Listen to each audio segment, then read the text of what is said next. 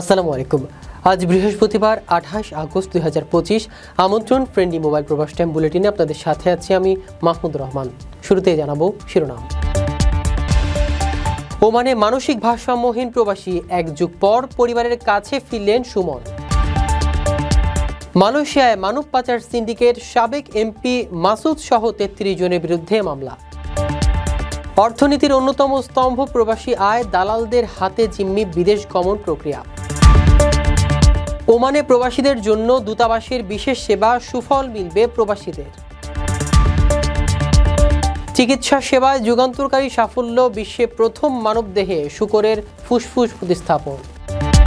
আমিরাতের ভিসা সংকটে বাংলাদেশিরা রেমিটেন্স হারানোর শঙ্কায় দেশ।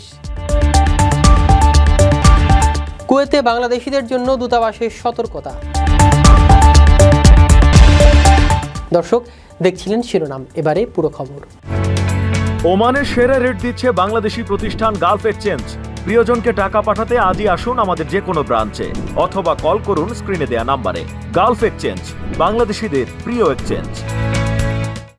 এক যুগ আগে রঙিন স্বপ্ন নিয়ে পাড়ি জমিয়েছিলেন ওমানে, কিন্তু ফিরলেন ভাঙা স্বপ্ন আর হারানো মানসিক ভারসাম্য নিয়ে। দীর্ঘদিন ধরে পরিবার থেকেও ছিলেন বিচ্ছিন্ন, নিখোঁজ ছিলেন টানা 8 মাস। অবশেষে প্রবাসী কল্যাণ বোর্ড ও ব্র্যাক মাইগ্রেশনের সহযোগিতায় ফিরেছেন স্বজনদের বুকে। তবে তাকে ফিরে পেয়েও স্বস্তি নেই পরিবারের। প্রিয়জনকে হারানোর ভয় আর অনিশ্চয়তায় বুক ভরা কষ্ট নিয়েই দিন কাটাচ্ছেন তার পরিবার। বিস্তারিত থাকছে প্রতিবেদনে।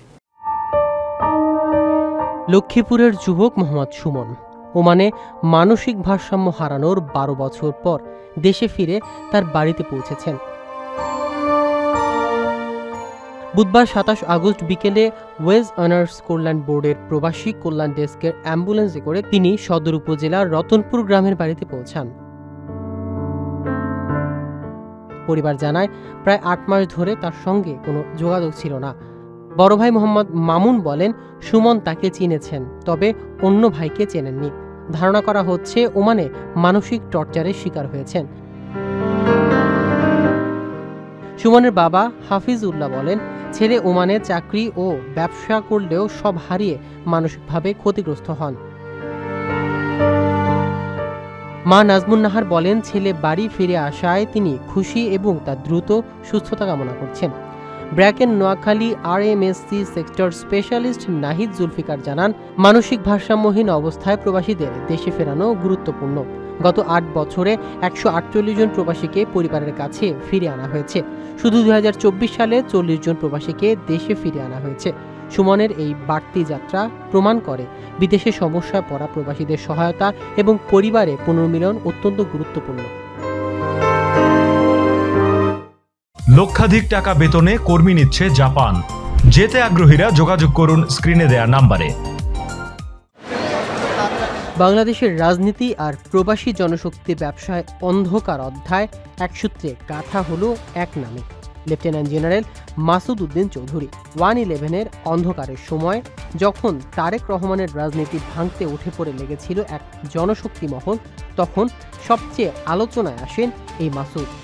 অভিযোগ আছে, তারেক রহমানের রাজনৈতিক কোমর ভেঙে দেওয়ার নেপথ্যে সরাসরি ভূমিকা রাখেন তিনি। কিন্তু ভাগ্যের কি নির্মম পরিহাস, আজ সেই মাসুদই নাম উঠালো ভয়ঙ্কর এক মানি লন্ডারিং সিন্ডিকেটের আসামি তালিকায়। সিআইডির বিশেষ পুলিশ সুপার জসিম উদ্দিন জানিয়েছেন, মালয়েশিয়ায় জনশক্তি রফতানির নামে গড়ে ওঠা একটি বিশাল জনশক্তি সিন্ডিকেট দীর্ঘদিন ধরে কোটি কোটি টাকা পাচার করে আসছিল। এই সিন্ডিকেটের অন্যতম সদস্য ছিলেন সাবেক এমপি মাসুদ উদ্দিন চৌধুরী। ইতোমধ্যেই প্রধান হোতা রুহুল আমিন স্বপনের 500 কোটি টাকার সম্পত্তি ক্রোক করেছে সিআইডি। আর সেই তদন্তে বেরিয়ে এসেছে মাসুদ ও তার সহযোগীদের বিরুদ্ধে অন্তত 100 কোটি টাকার মানি লন্ডারিংয়ের প্রমাণ। রাজনীতিতে একসময় প্রভাবশালী, সেনা জীবনে ক্ষমতার কেন্দ্রবিন্দু, আজ সেই মাসুদই জনশক্তি রপ্তানি চক্রের দুর্নীতির দায়ে আইনশৃঙ্খলা বাহিনীর নজরে। 1/11-এ তারেক রহমানের কোমর ভাঙা থেকে শুরু করে এখন নিজেই দণ্ডপ্রাপ্ত আসামির তালিকায়। ভাগ্যের এই পাল্টে যাওয়া কাহিনী যেন সময়ের নির্মম প্রতিশোধ। ভিসা মেডিকেল এখন সুর শহরেই। আর নয় দীর্ঘ লাইন কিংবা ঘন্টার পর ঘন্টা অপেক্ষা। শনি থেকে বৃহস্পতি সকাল ৮টা থেকে রাত ৯টার মধ্যে চলে আসুন জেকি মেডিকেল সেন্টার, বড় ভবন মসজিদের পাশে, অথবা যোগাযোগ করুন স্ক্রিনে দেয়া নাম্বারে। ইজারি 2026 থেকে 28 মেয়াদে 5 লাখ শ্রমিক নেয়ার ঘোষণা দিলেও বাংলাদেশে কোটি ডলারের অদৃশ্য বাণিজ্য গড়ে উঠেছে। পাসপোর্ট জমা দেওয়ার পর ভিসা ঝুলে থাকে, অনেকে ঋণের বোঝায় দিশেহারা হয়ে পড়ছেন। বৈধ সুযোগ না পেয়ে কেউ সমুদ্রপথে অবৈধভাবে যাচ্ছেন। ইতালি সরকার 2026 থেকে 28 মেয়াদে 5 লাখ শ্রমিক নেয়ার ঘোষণা দিয়েছে, কিন্তু এর সুযোগ নিতে গিয়ে বাংলাদেশে গড়ে উঠেছে কোটি ডলারের অদৃশ্য বাণিজ্য। প্রায় 1.5 লক্ষ মানুষ ভিসা ও দালাল চক্রের ফাঁদে পড়ে দুশ্চিন্তায় দিন কাটাচ্ছেন। পাসপোর্ট জমা দিয়েও বছরের পর বছর ভিসার সিদ্ধান্ত না মেলায় অনেকে ঋণের বোঝায় ডুবে গেছেন। কেউ আবার হতাশ হয়ে সমুদ্রপথে প্রাণবাজি রেখে ইতালি যাচ্ছেন। 2024 সালের অক্টোবরের আগে জমা দেয়া প্রায় 40,000 ভিসা আবেদন এখনও ঝুলে আছে। ইতালি দূতাবাস বলছেন যাচাই বাছাই চলছে, তবে প্রক্রিয়া ধীর। ইতিমধ্যে বহু আবেদনকারী থানায় জিডি করে নতুন পাসপোর্ট তৈরি করে অবৈধ পথে ইতালি পৌঁছেছেন। খরচ কম হওয়ায় অন্যান্যরাও উৎসাহিত হচ্ছেন এ পথে। ফলে বৈধ সুযোগ না থাকায় অবৈধ অভিবাসন আরও বাড়ছে। বিশেষজ্ঞরা বলছেন শ্রমবাজার খোলা থাকলেও স্বচ্ছ প্রক্রিয়া ও কূটনৈতিক দক্ষতার অভাবে বাংলাদেশিরা সুবিধা নিতে পারছেন না। সরকার যদি দালাল চক্র দমন, ন্যায্য খরচ নির্ধারণ ও ইতালির সঙ্গে কার্যকর সমঝোতায় যেতে পারত, তবে এই ভোগান্তি এড়ানো যেত। এখন প্রশ্ন থেকে যায়, রাষ্ট্র কি শুধু রেমিটেন্স চাইবে, নাকি শ্রমিকদের স্বপ্নের মূল্যও দেবে? ওমানের মাস্কাটে একটি প্রসিদ্ধ কার ওয়াশ কোম্পানিতে জরুরি ভিত্তিতে শ্রমিক নিয়োগ দেওয়া হচ্ছে। ভিসা পরিবর্তন খরচ সহ ওমানের শ্রম আইন অনুযায়ী সকল সুবিধা মিলবে। আগ্রহীরা যোগাযোগ করুন স্ক্রিনে দেয়া নাম্বারে। বাংলাদেশ দূতাবাস ওমানের সুর জালাল ও পার্শ্ববর্তী এলাকার প্রবাসী বাংলাদেশিদের জন্য বিশেষ কনসুলার সেবা প্রদান করছে। 29 ও 30 আগস্ট সকাল 8টা থেকে বিকেল 5টা পর্যন্ত ই পাসপোর্ট আবেদন, জন্ম নিবন্ধন, নথি সত্যায়ন, এনওসি, আইনি সহায়তা ও অন্যান্য সেবা চালু থাকবে। আবেদনকারীদের সশরীরে উপস্থিত থাকা বাধ্যতামূলক। ওমানের সুর জালাল ও পার্শ্ববর্তী এলাকায় বসবাসরত প্রবাসী বাংলাদেশিদের জন্য বিশেষ কনসুলার সেবা প্রদান করবে বাংলাদেশ দূতাবাস। এ বিষয়ে দূতাবাসের পক্ষ থেকে বুধবার 27 আগস্ট এক বিজ্ঞপ্তি জারি করা হয়। বিজ্ঞপ্তিতে জানানো হয়, আগামী 29 আগস্ট 2025 শুক্রবার বাংলাদেশ স্কুল জালালে এবং 30 আগস্ট শনিবার সুরের ওয়াইফাই ফার্মে সকাল 8টা থেকে বিকেল 5টা পর্যন্ত কনসুলার টিম সেবা প্রদান করবে। এ সময় ই পাসপোর্টের আবেদন গ্রহণ, জন্ম নিবন্ধন সংশোধন, ডকুমেন্ট সত্যায়ন, এনওসি প্রদান সহ সব ধরনের কনসুলার সেবা দেয়া হবে। এছাড়া ওয়েজ আর্নার্স কল্যাণ বোর্ডের সদস্যপদ নিবন্ধন, আইনি সহায়তা এবং আউটপাসের আবেদনও গ্রহণ করা হবে। এছাড়া পূর্ববর্তী কনসুলার ট্যুরে জমা দেওয়ার আবেদন অনুযায়ী প্রস্তুতকৃত পাসপোর্ট বিতরণ করা হবে, তবে আবেদনকারীদের সশরীরে উপস্থিত হয়ে সেবা গ্রহণ করতে হবে। যদিও 5 বছরের নিচে শিশুদের আনতে হবে না। ই পাসপোর্ট আবেদনের জন্য অনলাইন ফর্ম প্রিন্ট, জাতীয় পরিচয়পত্র বা জন্ম নিবন্ধন, পূর্বের এমআরপি পাসপোর্ট ও ওমানি সিভিল আইডি বাধ্যতামূলক। জন্ম নিবন্ধনের জন্য স্থানীয় জন্ম সনদ ও চিকিৎসা প্রতিষ্ঠানের ছাড়পত্র এবং অভিভাবকের পরিচয়পত্র প্রয়োজন।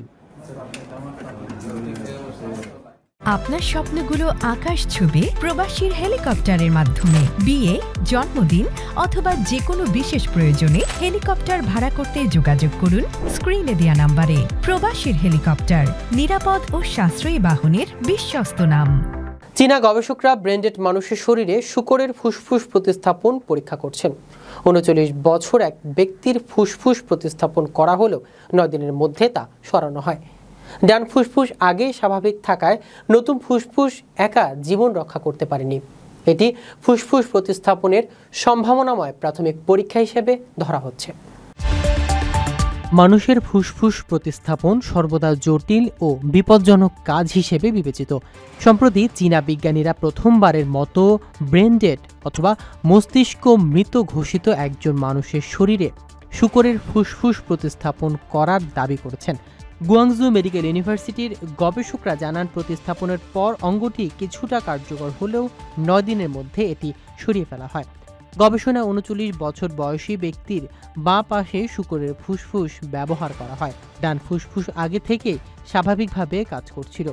এই প্রতিস্থাপিত ফুসফুস একা জীবন বাঁচাতে সক্ষম কিনা তা প্রমাণ হয়নি। প্রতিস্থাপনের 24 ঘন্টার মধ্যেই ফুসফুসে সমস্যা দেখা দেয়, যা শরীরে অ্যান্টিবডির আক্রমণের কারণে। ফুসফুসের রোগ প্রতিরোধ ক্ষমতা কিডনির মতো অঙ্গের তুলনায় বেশি থাকায় প্রতিস্থাপন আরও জটিল হয়। বিশ্ববিখ্যাত বিজ্ঞানীরা এই পদক্ষেপকে সম্ভাবনাময় ও গুরুত্বপূর্ণ প্রাথমিক পরীক্ষা হিসেবে মূল্যায়ন করেছেন, তবে সতর্কতার পরামর্শ দিয়েছেন। যুক্তরাষ্ট্রে শূকরের কিডনি প্রতিস্থাপনের সফল পরীক্ষার পরিপ্রেক্ষিতে এ ধরনের গবেষণায় মানব অঙ্গের ঘাটতি মেটাতে নতুন দিক খোলা হতে পারে।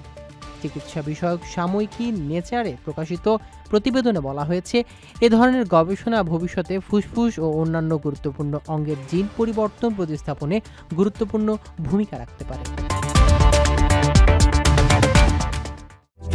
আকর্ষণীয় রেট ও দারুণ সব ডাটা বান্ডেল পেতে আজই ব্যবহার করুন ফ্রেন্ডলি সিম। সংযুক্ত আরব আমিরাতে বাংলাদেশি শ্রমিকদের জন্য সাধারণ ও পারিবারিক ভিসা প্রায় বন্ধ। নিরাপত্তা, জাল নথি ও দালাল চক্রের কারণে সমস্যা সৃষ্টি হয়েছে। রেমিটেন্স হ্রাস, বেকারত্ব ও সামাজিক অস্থিরতা বেরিয়ে চলেছে। সমাধানে কূটনৈতিক সংলাপ, দক্ষতা যাচাই, প্রশিক্ষণ ও প্রবাসী তদারকি জরুরি। সংযুক্ত আরব আমিরাত দীর্ঘদিন ধরে বাংলাদেশি শ্রমিকদের প্রধান কর্মক্ষেত্র হলেও বর্তমানে শ্রমিক ভিজিট, ট্রান্সফার ও পারিবারিক ভিসা প্রায় বন্ধ হয়ে গেছে। 2012 সাল থেকে সাধারণ শ্রমিক ভিসা স্থগিত থাকার পর করোনা পরবর্তী সিমিট ক্যাটাগরিতে ভিসা চালু হলেও এখন কেবল কিছু হাই প্রফেশন ভিসা দেয়া হচ্ছে।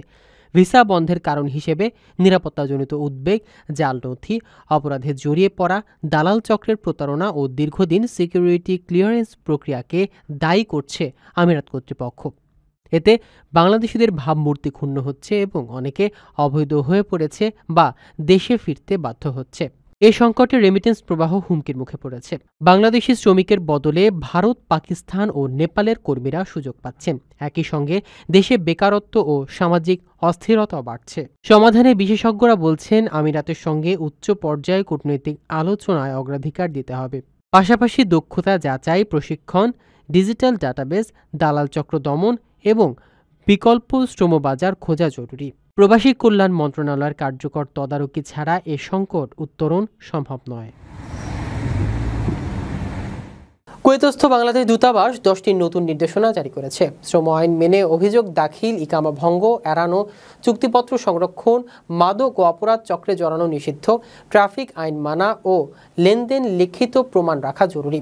নির্দেশনা মানলে কর্মীরা নিরাপদ ও আইনি ঝুঁকিমুক্ত জীবনযাপন করতে পারবেন।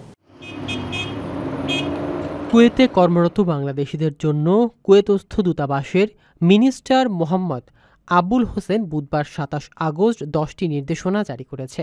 নির্দেশনাগুলো মূলত কর্মীদের নিরাপত্তা এবং আইনি সচেতনতা নিশ্চিত করার উদ্দেশ্যে। শ্রম আইন মেনে অভিযোগ দাখিল করতে হবে এবং ধর্মঘট বা কাজে অনুপস্থিতি আইনত দণ্ডনীয়। ইকামা ভঙ্গ করে অন্যত্র কাজ করা নিষিদ্ধ। আইন ভঙ্গ করলে গ্রেফতার ও ডিপোর্ট হওয়ার ঝুঁকি থাকে। ভিসা ক্রয় বিক্রয় ও আকামা সংক্রান্ত আর্থিক লেনদেনও অবৈধ। চাকরিতে যোগদানের সময় চুক্তিপত্র যাচাই ও কপি সংরক্ষণ বাধ্যতামূলক। কুয়েতে শিক্ষাবৃত্তি ও রাস্তা থেকে মাল সংগ্রহ, মাদক সংক্রান্ত কার্যক্রম এবং অপরাধী চক্রের জড়ানো কঠোরভাবে নিষিদ্ধ। এছাড়া ট্রাফিক আইন মেনে চলা এবং লেনদেনে লিখিত প্রমাণ রাখাও জরুরি। দূতাবাস বাংলাদেশিদের সতর্ক করেছেন, এসব নির্দেশনা অনুসরণ করে তারা নিরাপদ ও আইনি ঝুঁকি মুক্তভাবে জীবনযাপন করতে পারবেন। দর্শক দেখছিলেন ফ্রেন্ডলি মোবাইল প্রবাস টাইম বুলেটিন। শেষ করার আগে শিরোনামগুলো জানিয়ে দিচ্ছি আরও একবার। ওমানে মানসিক ভারসাম্যহীন প্রবাসী, 1 যুগ পর পরিবারের কাছে ফিরলেন সুমন। মালয়েশিয়ায় মানব পাচার সিন্ডিকেট, সাবেক এমপি মাসুদ সহ 33 জনের বিরুদ্ধে মামলা। অর্থনীতির অন্যতম স্তম্ভ প্রবাসী আয়, দালালদের হাতে জিম্মি বিদেশ গমন প্রক্রিয়া। ওমানে প্রবাসীদের জন্য দূতাবাসের বিশেষ সেবা, সুফল মিলবে প্রবাসীদের। চিকিৎসা সেবায় যুগান্তকারী সাফল্য, বিশ্বে প্রথম মানবদেহে শূকরের ফুসফুস প্রতিস্থাপন। আমিরাতের ভিসা সংকটে বাংলাদেশিরা রেমিটেন্স হারানোর শঙ্কায় দেশ। কুয়েতে বাংলাদেশিদের জন্য দূতাবাসের সতর্কতা। দর্শক, এই ছিল ফ্রেন্ডলি মোবাইল প্রবাস টাইম বুলেটিনের আজকের আয়োজনে। প্রবাসের সর্বশেষ সংবাদ পেতে ভিজিট করুন probastimes.net, সাবস্ক্রাইব করুন আমাদের ইউটিউব চ্যানেল এবং চোখ রাখুন ফেসবুক পেজে। পরবর্তী বুলেটিন দেখার আমন্ত্রণ জানিয়ে আজকের মতো বিদায় নিচ্ছি আমি মাহমুদুর রহমান। সে পর্যন্ত সবাই ভালো থাকবেন, নিরাপদে থাকবেন। আল্লাহ হাফেজ।